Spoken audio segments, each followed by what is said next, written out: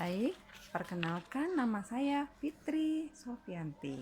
Saya akan bercerita tentang sahabat Rasul Zaid bin Sabit. Ya, kita mengenal bahwasanya Zaid bin Sabit itu ini adalah sahabat Rasul yang tergolong kaum Ansor di Madinah. Oke, sudah kenal siapa Zaid bin Sabit? Zaid bin Sabit adalah sahabat Rasul yang tinggal di Madinah.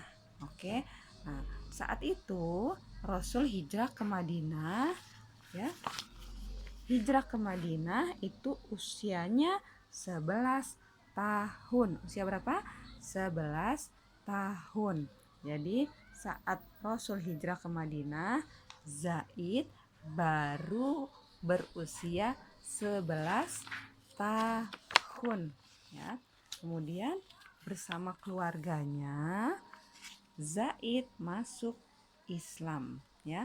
Bersama keluarganya Zaid itu masuk ke dalam Islam. Dia pun mendapatkan berkat karena didoakan oleh Rasul, ya. Mendapatkan rahmat atau mendapatkan berkat karena didoakan oleh Rasul. Nah, siapa Rasul kita? Yaitu Nabi Muhammad. Nah, pada saat perang Badar, Zaid dibawa oleh orang tuanya untuk ikut berperang. Namun Rasul menolak karena Zaid itu masih anak-anak, masih terlalu kecil nih kayak kita nih. Kalian ini masih kecil tapi semangatnya itu tidak boleh lelah untuk terus mempelajari Islam. Oke. Nah, selanjutnya, namun Zaid tidak putus harapan. Pada perang Uhud, dia bersama teman-temannya menghadap Rasul untuk ikut berperang, ikut dalam barisan perang. Walaupun dia masih anak-anak, tapi dia sudah ikut berperang tuh, subhanallah ya. Tetapi Rasul hanya mengajak Rafi bin Khuzaid karena dia pandai untuk melempar tombaknya. Juga mengajak Samurai bin Sunduk karena badannya yang besar dan kekar. Kemudian Zaid dan teman-temannya yang lain baru mendapat giliran untuk ikut berperang pada saat perang Khandaq. Tuh ya. Nah, ini kita belajar mengenal siapa sih sahabat Rasul Zaid tadi. Nah, untuk apa sih? Mau ngapain sih dia ikut berperang gitu ya. Nah, kemudian di dalam Al-Qur'an itu dikatakan ya, Al-Qur'an itu turunnya secara berkala. Ya, secara berkala itu apa? Secara bertahap dan terbagi sesuai dengan keperluannya.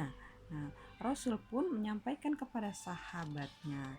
Disampaikanlah Al-Qur'an satu ayat disampaikan kepada para sahabat ya.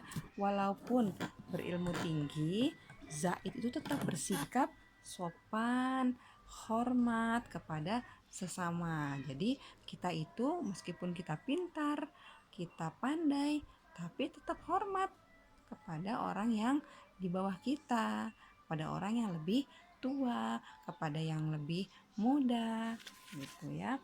Selanjutnya suatu hari Zaid akan pergi untuk ikut berperang. Dengan apa?